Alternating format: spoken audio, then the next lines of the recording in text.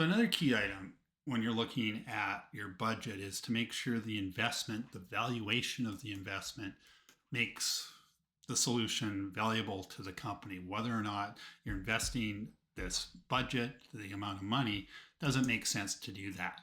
And often you need to do this in terms of putting money towards one recommendation or another. And you need to evaluate each of the alternatives, find the relative value, and then make that decision based on the value plus whatever qualitative factors that you've got. In terms of the quantitative piece of it, ROI, NPV, and IRR are typically the tools that are used. So in terms of ROI, it's looking at understanding how much profit or loss is earned based on the investment. And you do this by taking the return, subtracting the cost from it, dividing it by the cost.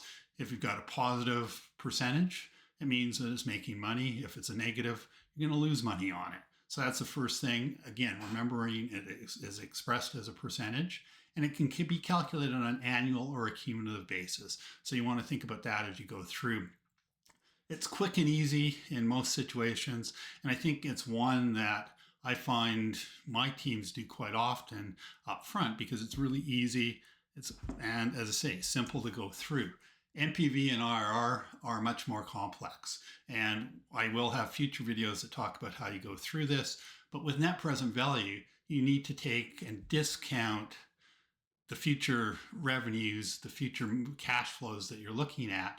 If it winds up being positive, it adds value to the company. If it's negative, it's getting rid of value. So you want a positive NPV. It's based on a discount rate, which really looks at what's the rate or what's the risk of the project. And it's really about sort of giving you a bit of an idea in terms of how much does it cost to raise new money and whether or not it's worth that cost in order to go through that.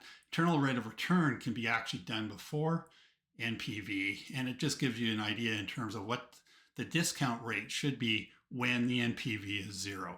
And so if the NPV is zero, what you want to do is have a discount rate that makes that above zero. So you want to look at, yes, the future cash flows are greater given in today's dollars, which is what the NPV does. If NPV and IRR give a conflicting results, you use NPV as the number that you want to use. Another piece of this is in terms of the sensitivity and sort of the case analysis. And the idea here, again, and we've talked about this before, is worst, best, base case scenarios using different tools. And again, we'll do some future videos in terms of some of those tools. But in this case, we could look at 0% growth, a base case of 2% growth, and a best case of 4%. What does it look like? How sensitive are your pieces?